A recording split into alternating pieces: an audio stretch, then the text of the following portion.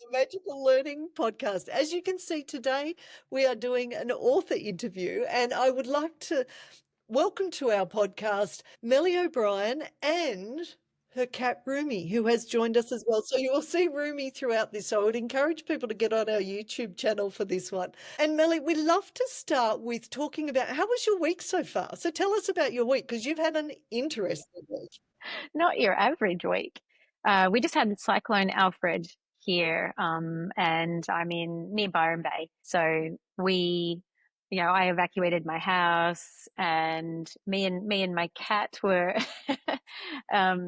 yes, getting ready for a really big incident actually. And I find myself feeling just unbelievable gratitude right now. I only just got my power on last night, so I didn't have running water or power, and I'm just so grateful for the little things at the moment. Just sometimes it takes something like that to remind you just how lucky we are, like how good a normal day is when your Yes. loved ones are safe, there's water in the taps, there's food in the cupboard. So it's left me with a sense of gratitude. And yeah. Nice, nice. And I'm grateful that because there's a lot of people I know up that way that everyone's safe. And it's so good that you could get on today, given everything that's happened in the last week or so. So actually, your topic and your book is such a good thing for what's going on at the moment, but not just, cyclones, it's life in general. So you wrote a wonderful book called Deep Resilience. And before we get into the book, I'd love for you just to tell our listeners and our viewers a little bit about yourself and your journey, and then we'll talk about the book. Yeah, so I have been an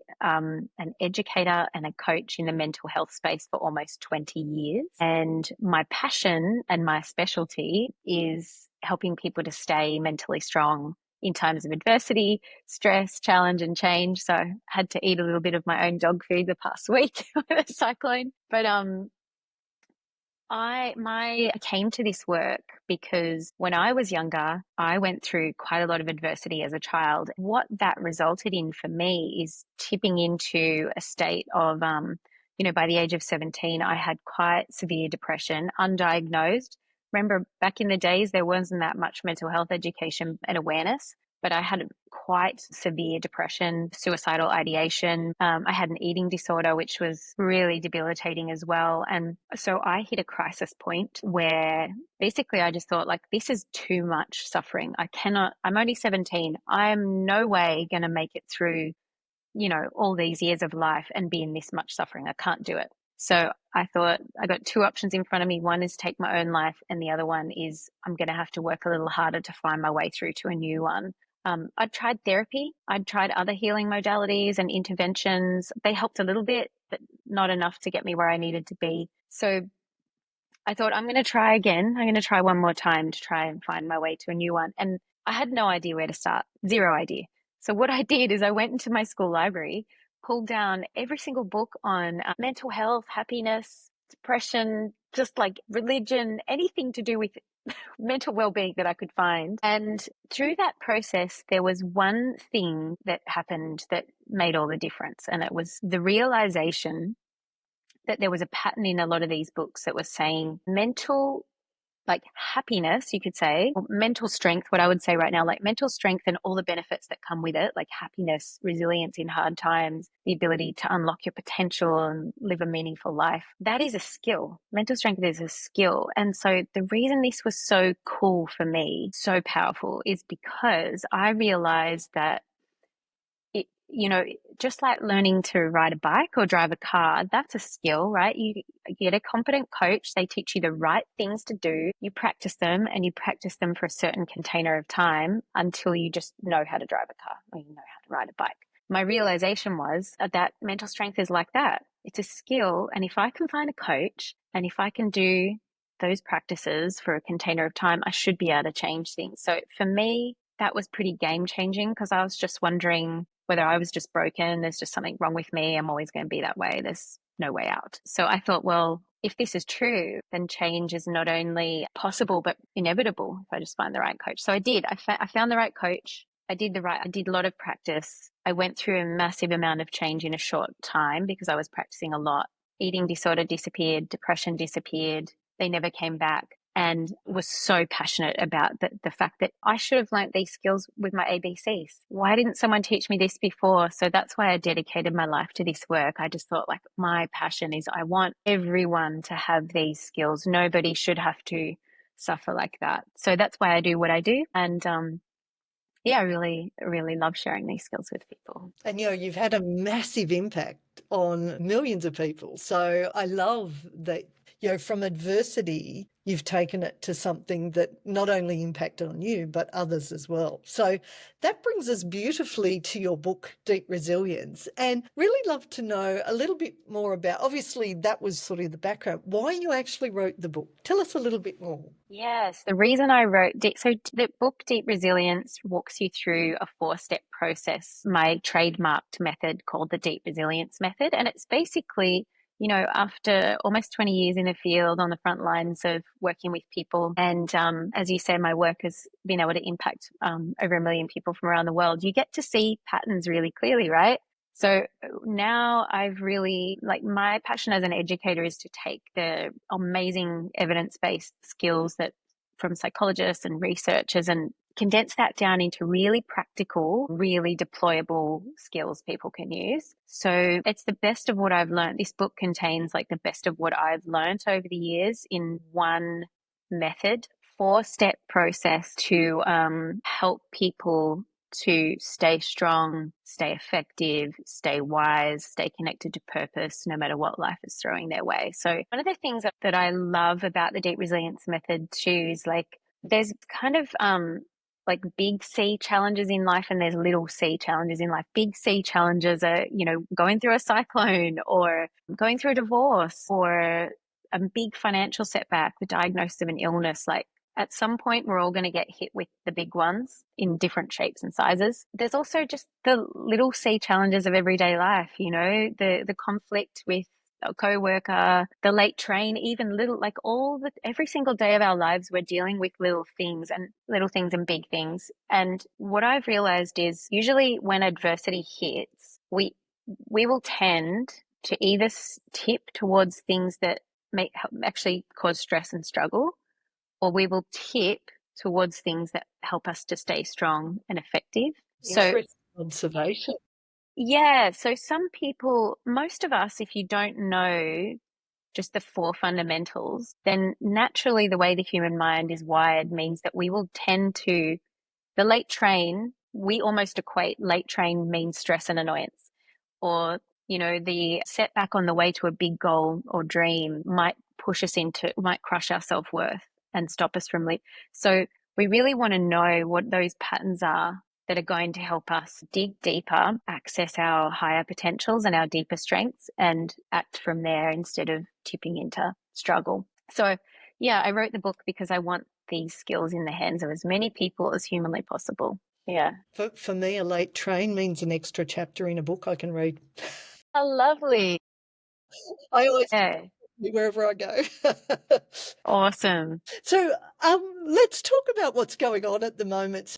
I'm definitely seeing this, and I know you would be as well. Why are people struggling so much at the moment, particularly around things like their resilience? Well, there's a couple of different reasons for that. I mean, what it comes back to for me, to be really, like, to keep it really simple, is we don't learn these skills. It's crazy because let's take a look at the one thing that's happening that's really cool about the world today is there's much more awareness around mental health. It's much less stigmatized. So people are more willing to say, I'm struggling right now, and get help. And that is so, so wonderful. Help, usually we're encouraged to sort of go get therapy. And that's really amazing. I have a therapist. I love therapy. My partner's a therapist. My brother's a therapist.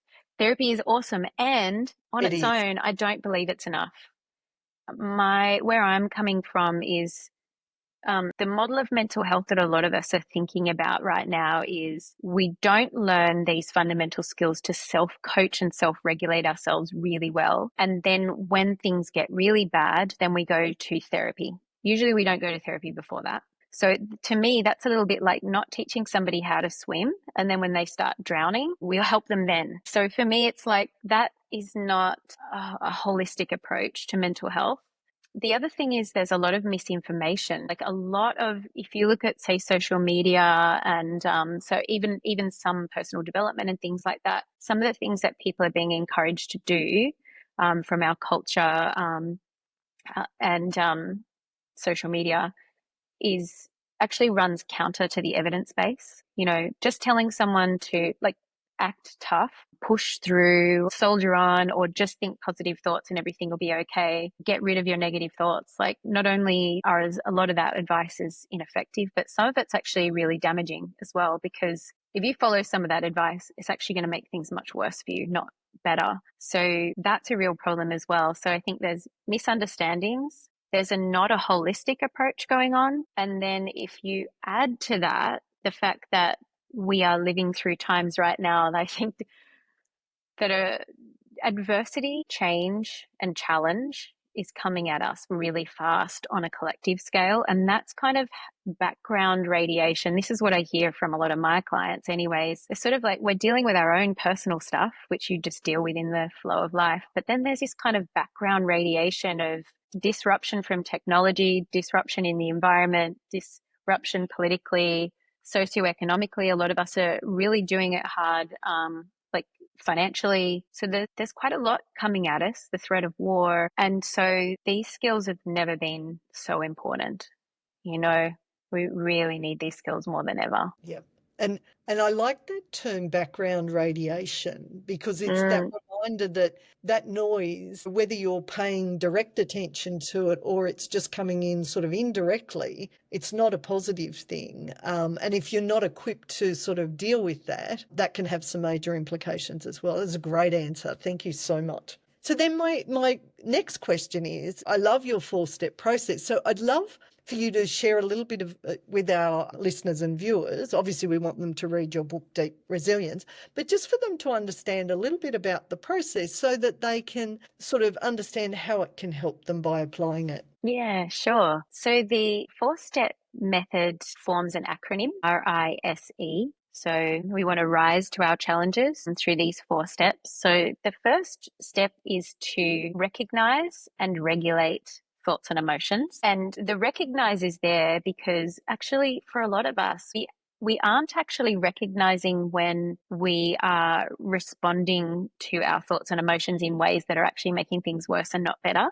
So it starts with a little bit of discernment of just really getting good at going, hang on a second, that's not useful or helpful. Let me switch to a more adaptive response. That's really powerful, just that one ability. And so the first step is kind of, in a way, it's untangling from the patterns that are actually tipping us into unhelpful ways of being with our emotions, unhelpful coping, unhelpful patterns. So the next 3 steps. So the first step is about stopping doing the things that are making things worse. And that also makes space for us to then do the next 3 steps, the I, the S, and the E, which I'll run you through. But those steps are about connecting to our greatest inner strengths and resources and being able to act from them. So we untangle from the stuff that doesn't work, we connect to the stuff that does work, and then we take action from there. So the I, the S, the E the I stands for inhabit the present moment.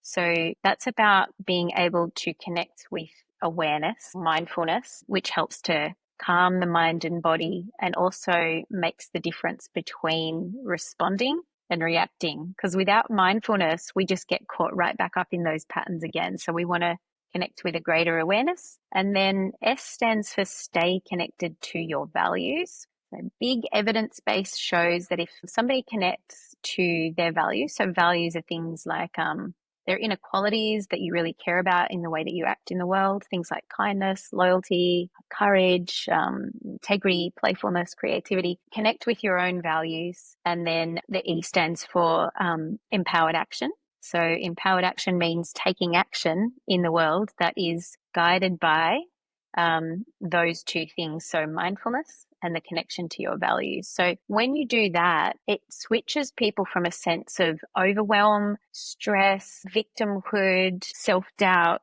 to a place of clarity about who they are and what matters to them. And they can take effective action in the world guided by that. So big research base shows that people feel a lot more agency and control and empowerment when they do that. Yeah, that's the basic framework. I love that. Unhook from the stuff that doesn't work, and connect to the stuff that the evidence base shows does really work. Nice. I love that. We used to work with Robin Sharma, who wrote Monk Who Sold His Ferrari and stuff. I love him. He's such He's a gorgeous. awesome Yeah. teacher. And Yeah, he had a quote that is, with better awareness comes better choices, with better choices comes better results. And so what I love about that's right. your model is it brings in that awareness to start, because you can't really change until you become aware. So That's really love right. that. I love the acronym. That's just beautiful.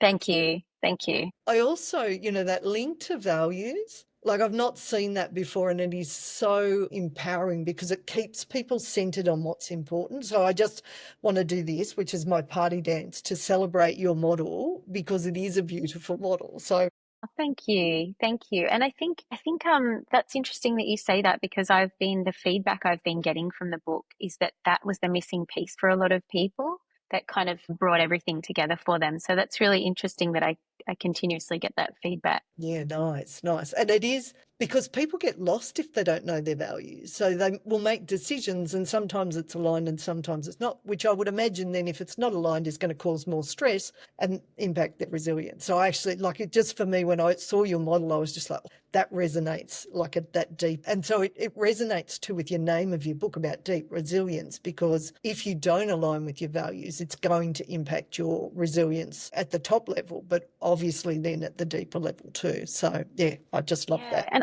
I think too, there's a lot, there's a lot that we can't control in times of adversity. I mean, stuff gets real in times of adversity. It's really easy to feel totally overwhelmed and to feel scattered and to feel really. So I think the thing that values really does is it's really like this bedrock that we can land on within ourselves, that's a very clear North Star of, like, it's something concrete that we can check in with and go, you know what, the world feels shaky. I'm afraid. This is all really hard. My emotions, like your thoughts and emotions, might be all over the place. And that's natural and normal when you're going through a stressful time. There's absolutely nothing wrong with you if that's not my idea of mental strength. Is not, it's, having thoughts and emotions that are difficult is normal in hard times, but that's why it can be so powerful to make your values. It's not that those things go away, it's that you make your values bigger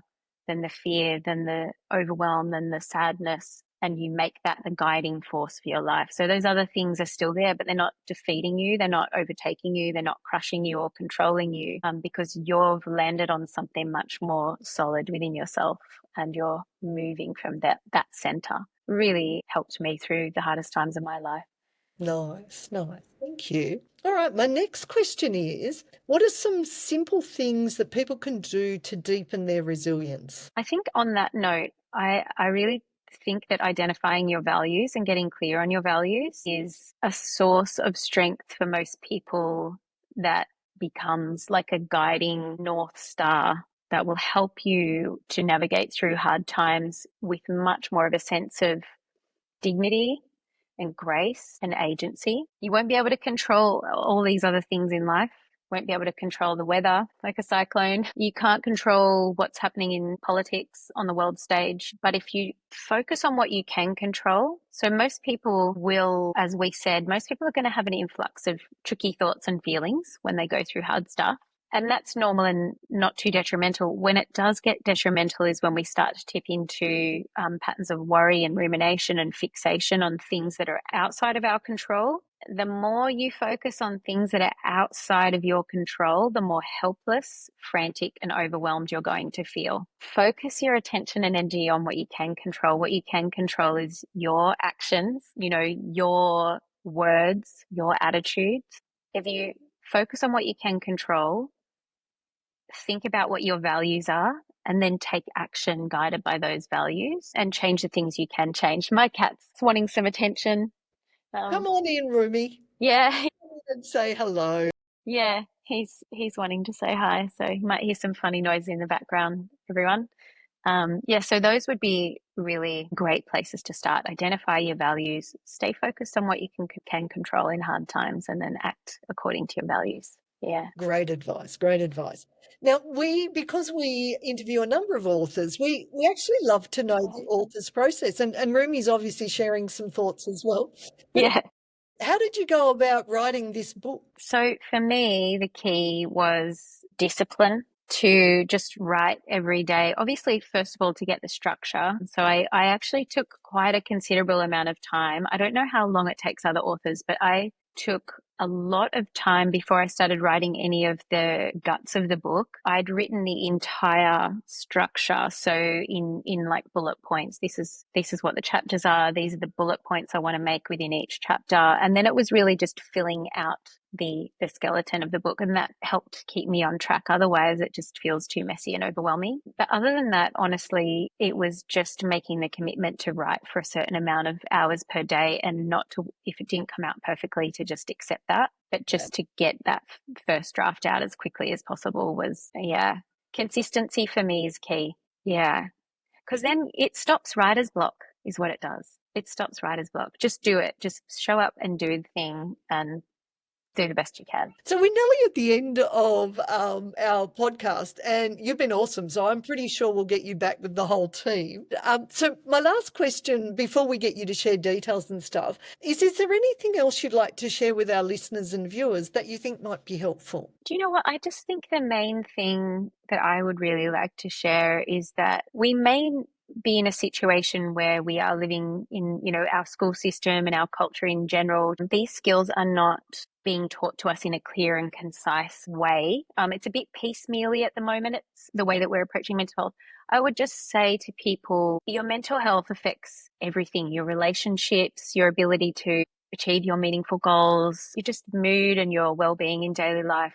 So many people right now are living in constant states of chronic stress and overwhelm, and perhaps feeling like they're stuck, like I was. Although I'm not saying that this work is a panacea for everything or a magic bullet. It's not a cure-all for everything. What I do think is really important is that people take their mental health into their own, like take control. And I think it's so important to be able to have the skills to coach ourselves and to be there for ourselves in ways that help us to self-actualize and enjoy life, and be able to face our hard times with resilience, with grace and with strength. So my encouragement to everybody, if you are struggling for any reason, is not to give up, not to feel like you're broken or there's something wrong with you, and just to try learning the foundational skills, see what a difference it can make in your life. I think most people would be surprised at how quickly and easily things can change with a little bit of practice and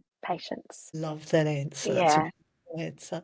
So, Melli, I reckon there'll be quite a few of our viewers and listeners that would like to reach out, and not only reach out to you, but obviously read your book, Deep Resilience. So where would be the best places for people to reach out to you? And we'll obviously put this in the descriptions for the podcast as well. Yeah, thank you for asking. Almost everything's on my website, which is melliobrien.com. But I share a lot of free tips and insights on Instagram as well. I have a podcast called Deep Resilience, which is a weekly podcast that gives people one thing to try for the week. So I teach them something and actually give them something to apply in their life. And that's a very popular podcast, and people might find benefit there as well. There's a whole bunch of free resources on my website too, if people want to just start trying some of these skills for themselves. So, yeah. That's fabulous. Well, Melli, can I say thank you so much for joining us today? And to our listeners and viewers, I hope once again you've enjoyed our podcast, and we wish you a magical week.